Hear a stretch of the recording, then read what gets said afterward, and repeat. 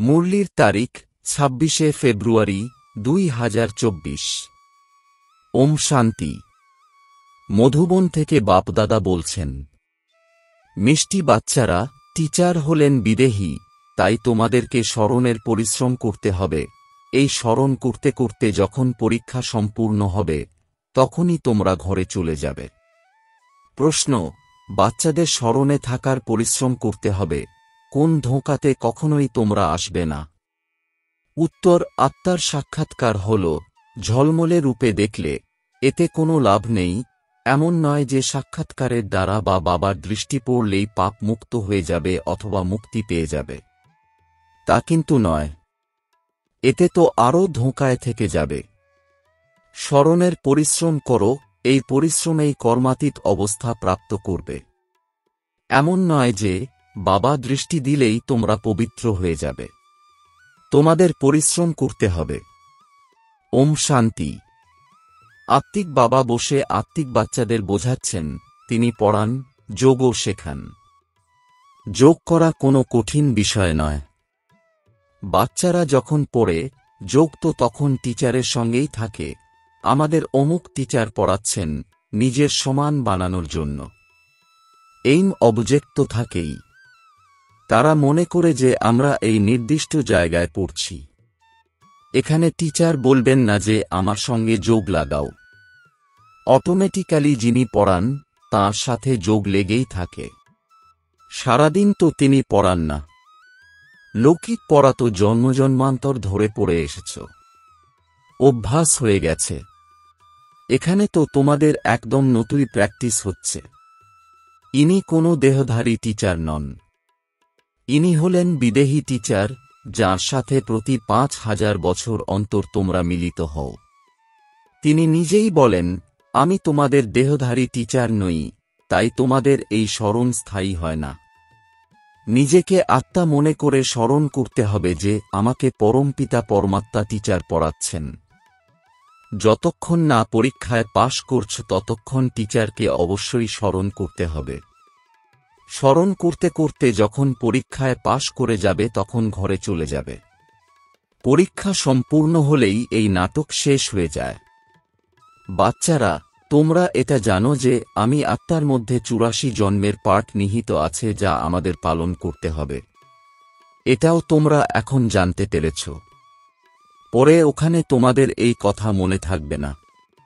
এখানে তোমরা সম্পূর্ণ জ্ঞান পাও। টিচারই বসে সম্পূর্ণ নলেজ বাচ্চাদের বুঝিয়ে বলেন, যা তোমাদের বুঝতে হবে আর স্মরণেও রাখতে হবে। প্রতি মুহূর্তে বাবা বলেন, মনমনা ভব। মনমনা ভবর অর্থ আছে। বাচ্চারা বুঝতে পারে যে এই শব্দটি সঠিক। বাবা নিজেই বলেন যে আমাকে স্মরণ করো, তাহলে বিকর্ম বিনাশ হবে। এতে সময় তো লাগেই। নিজেকে পর্যবেক্ষণ করতে হবে। লৌকিক পড়াতে যেমন অনেক বিষয় থাকে, যেমন ইতিহাস, হিসেবনিকেশ, বিজ্ঞান ইত্যাদি। ছাত্ররা বুঝতে পারে যে আমরা কত নম্বর নিয়ে পাশ হব। বাচ্চারা, তোমাদের বুদ্ধিতে আছে যে আমরা এত নম্বর নিয়ে পাশ হব। নিজেকে দেখা উচিত যে আমরা বাবাকে ভুলে যাই না তো। অনেকেই লেখে যে বাবা মায়া বারে বারে ভুলিয়ে দেয়। মায়ার ঝড় অনেক আসে, ব্যর্থ চিন্তাও অর্থাৎ বিকল্প আসে। না বোঝার কারণে লেখে, বাবা এতে পাপ লাগবে না তো। বাবা বলেন, না, পাপ তখনই হবে যখন কর্মেন্দ্রিয়র দ্বারা বিকর্ম করবে। বাবা বারবার বোঝাতে থাকেন, বাচ্চাদের জ্ঞান তো আছেই, তারা এও জানে যে বিষ্ণু আর কৃষ্ণের হাতে সুদর্শন চক্র কেন দেখানো হয়েছে। দেখানো হয়েছে যে অকাসুর বকাসুরকে মেরেছিল। এখানে মারার তো কোনো কথাই নেই। এ তো হল নিজের পাপ কাটার কথা। শিব বাবাকেও তো সুদর্শন চক্রধারী বলা হবে, তাই না? ওনার মধ্যে তো সম্পূর্ণ চক্রের জ্ঞান রয়েছে। আত্মা বাবার থেকে এই জ্ঞান পেয়েছে যে এই সৃষ্টির চক্র কিভাবে পুনরাবৃত্তি হয়। সুদর্শন চক্র ধারণ করে নিজের পাপ ভস্ম করতে হবে। জ্ঞান ধারণ করে বাবাকে স্মরণ করো। বাবার স্মরণ করলেই বিকর্মের বিনাশ হয়। প্রত্যেকেরই নিজেদের জন্য পরিশ্রম করতে হবে। এমন নয় যে বাবা বসে দৃষ্টি দেবেন আর পাপ কেটে যাবে। বাবা বসে এমন কাজ করেন না। এমনিতে তো তিনি সকলকেই দেখবেন, কিন্তু দেখলে বা জ্ঞান দিলেই বিকর্ম বিনাশ হবে না। বাবা তো পথ বলে দেন যে এমন এমন করো, তাহলে বিকর্ম বিনাশ হবে। তিনি শ্রীমত দেন। আচ্ছা, মনে করো বাবা এলেন, আত্মা মনে করে আমাদের দেখলেন। এমন নয় যে এতে আমাদের পাপ কেটে যাবে, তা নয়। পাপ কাটে নিজেদের পরিশ্রমে। বাবা যদি বসে এমন করেন তাহলে এ তো এক ব্যবসা হয়ে গেল। বাবা বোঝান যে তোমরা এমনভাবে তোমাদের বাবাকে স্মরণ করো। বাবা শ্রীমতের দানই করেন। পরিশ্রম নিজের করতে হবে। অনেকেই মনে করে অমুক সাধু সন্ন্যাসীর দৃষ্টি সব। কৃপা আশীর্বাদ নিতে নিতে নামতেই থাকে। তারা কি কৃপা করবে?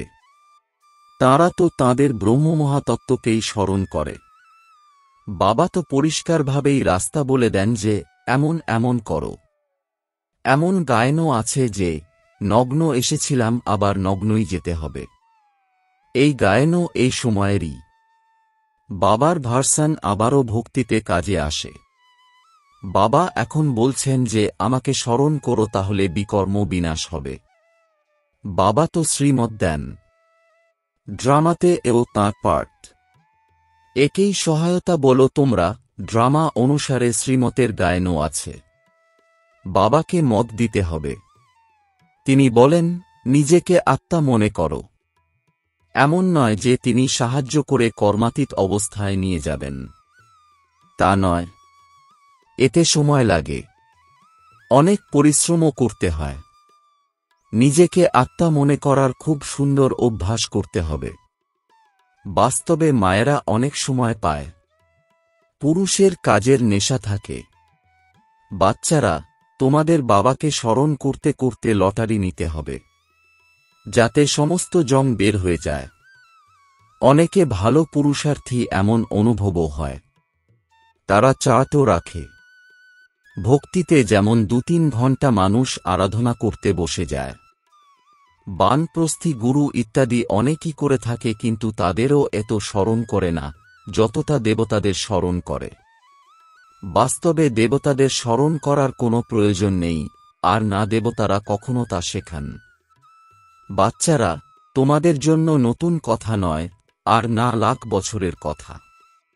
বাবা তো তখনই আসেন যখন স্থাপনা আর বিনাশের কার্য আরম্ভ হয়। বাচ্চারা জানে যে এই বিনাশ তো কল্পে কল্পে হয়ে থাকে। আগের কল্পেও হয়েছিল। তোমরা এ কথাও লেখো যে 5000 বছর পূর্বেও এই বিনাশ হয়েছিল। বাবা তাঁর সাথে মিলনের যে পথ বলে দেন, এ কোনো নতুন কথা নয়। বাবা বলেন যে আমি কল্পে কল্পে এসে তোমাদের পথ বলে দিই। বাচ্চারা, তোমরা জানো যে এ আমাদের রাজ্যের স্থাপন হচ্ছে। মানুষ যেই দেবতাদের পূজা করে, তাদের রাজ্য আবারও স্থাপন হচ্ছে। 5000 বছরের চক্র যা আবারও ঘুরতে থাকে। মানুষ বিভ্রান্ত হয়ে যায়। সকলেই মায়ার মতে চলছে। রাবণকে কেন জ্বালানো হয় এর অর্থ কিছুই জানে না।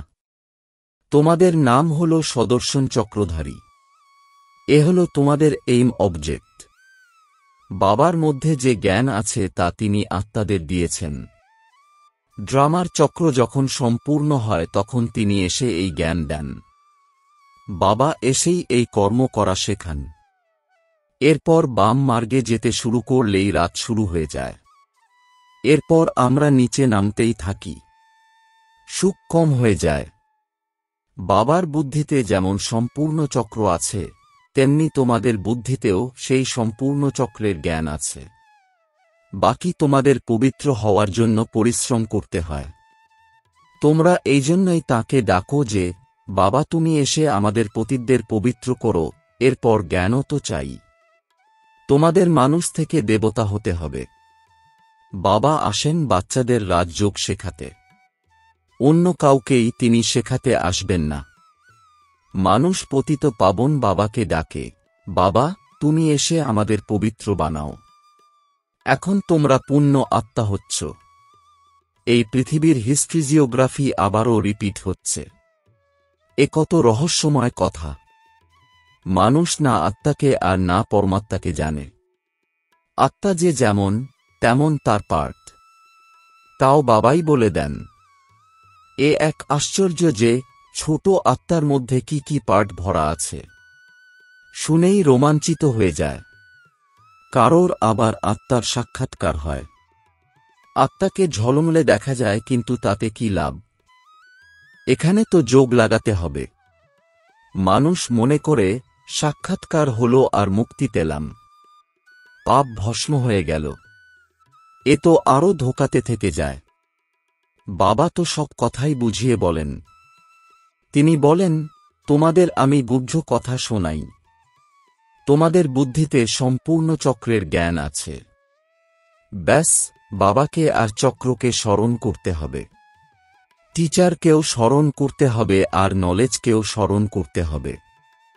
এই স্মরণ করতে করতে ড্রামা অনুসারে তোমরা কর্মাতীত অবস্থা প্রাপ্ত করবে। যেমন বস্ত্রহীন অবস্থায় এসেছিলে, ঠিক তেমনই যেতে হবে। তোমরা দৈবী সংস্কার নিয়েই যাও, ওখানে কোনো জ্ঞান থাকে না। একেই বলা হয় সহজ স্মরণ। যোগ শব্দে মানুষ দ্বিধায় পড়ে যায়। ওরা হল হঠযোগী। সহজ যোগ তো বাবাই শেখান। তোমরা আগে শুনেছিলে গীতার ভগবান সহজ যোগ শিখিয়েছিলেন, কিন্তু তাকে কেউ জানত না। 100 ভাগই ভুল বুঝিয়ে দিয়েছে, যাতে মানুষ পতিত হয়ে গেছে। অনেক মত তৈরি হয়েছে। যারা গৃহস্থ জীবনে থাকে তাদের জন্যই এই গীতা শাস্ত্র। তোমরা হলে প্রবৃত্তি মার্গের। আগে তোমাদের পবিত্র প্রবৃত্তি মার্গ ছিল, এখন সবাই অপবিত্র হয়ে গেছে। এখন আবারও তোমাদের পবিত্র হতে হবে। বাবা হলেন চিরপবিত্র। তিনি শ্রীমদ্দিতেই আসেন। বাবা বলেন যে এই সময় সকলেই তমপ্রধান হয়ে গেছে। প্রথমে সবাই শতপ্রধান ছিল। আমরাও যেমন প্রথমে শতপ্রধান ছিলাম, তারপর তমপ্রধান হয়েছি। যারাই প্রথমে আসেন, যেমন পোপ, পাদ্রী, সকলেই প্রথমে শতপ্রধান থাকে, তারপর অ্যাডিশন হতে হতে সম্পূর্ণ কল্পবৃক্ষ তমপ্রধান হয়ে যায়। এখন তো জর্জরীভূত অবস্থায় রয়েছে।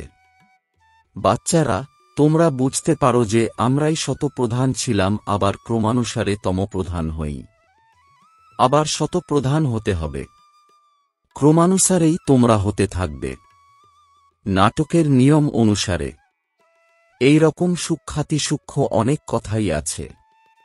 বীজ যেমন জানে কেমনভাবে গাছ বের হয়, এই মনুষ্য সৃষ্টিরূপী বৃক্ষের রহস্য বাবাই বুঝিয়ে বলেন। বাগানের মালিকও তো তিনিই। তিনি জানেন আমার বাগান কত সুন্দর ছিল। বাবার তো জ্ঞান আছে, তাই না? কত ফার্স্ট ক্লাস ঈশ্বরীয় বাগান ছিল।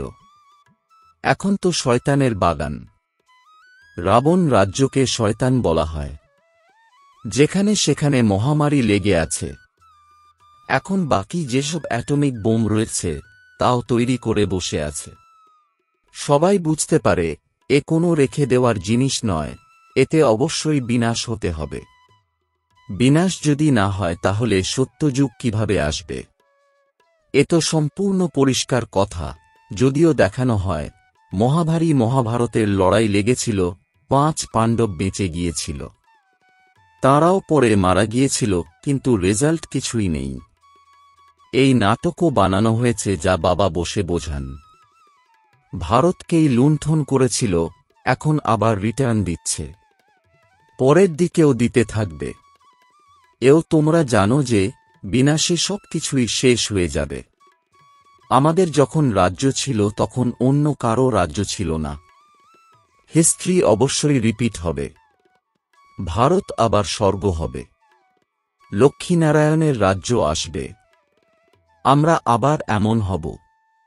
আর কোনো খণ্ডের নাম সেখানে থাকবে না। এখন হল কলিযুগের অন্তিম সময়, এরপর লক্ষ্মীনারায়ণের রাজত্ব আসবে। আমরা আবার এমন হব। বাবা বলেন, আমি আসি রাজযোগ শেখাতে। কল্প অনেকবার তোমরা মালিক হয়েছ। সারা বিশ্বে এদের রাজধানী ছিল। এরা অনেক জ্ঞানী।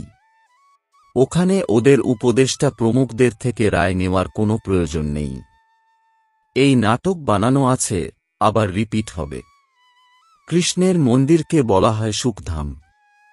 শিব বাবা এসে সুখধাম স্থাপন করেন। খ্রিস্টানরা নিজেরাই বলে যে ক্রাইস্টের 3000 বছর পূর্বে ভারতে স্বর্গ ছিল। প্রথমে এক ধর্ম ছিল, তারপর অন্য ধর্ম এসেছে। বাচ্চাদের আশ্চর্য হওয়া উচিত যে বাবা আমাদের কিভাবে বাদশাহী দেন।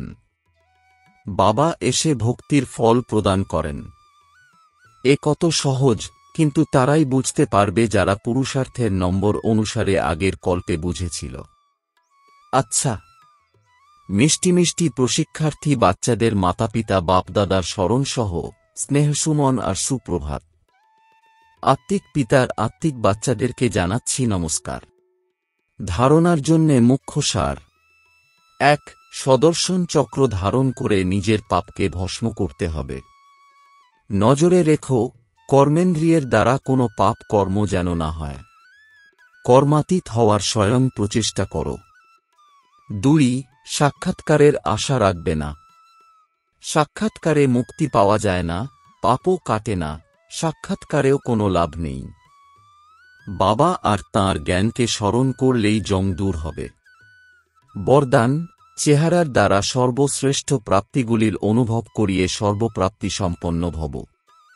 এর বিস্তার: সঙ্গম যুগে তোমাদের অর্থাৎ ব্রাহ্মণ আত্মাদের বরদান হল সর্বপ্রাপ্তি সম্পন্ন ভব। এরকম বরদানই আত্মাদেরকে পরিশ্রম করতে হয় না। তাদের চেহারার জৌলুস বলে দেয় যে এরা কিছু পেয়েছে, এরা হল প্রাপ্তি স্বরূপ আত্মা। কোনো বাচ্চার চেহারাকে দেখে সাধারণ মানুষ বলে এদের লক্ষ্য অনেক উঁচু, এরা অনেক ত্যাগ করেছে। ত্যাগ দেখা যায় কিন্তু ভাগ্য নয়। যখন সর্বপ্রাপ্তির নেশাতে থেকে নিজেদের ভাগ্য দেখাবে তখন সবাই সহজ আকৃষ্ট হয়ে এখানে আসবে। স্লোগান: যেখানে উৎসাহ উদ্দীপনা আর এক মতের সংগঠন থাকবে সেখানে সফলতা সমাহিত হয়েই আছে। ওম শান্তি।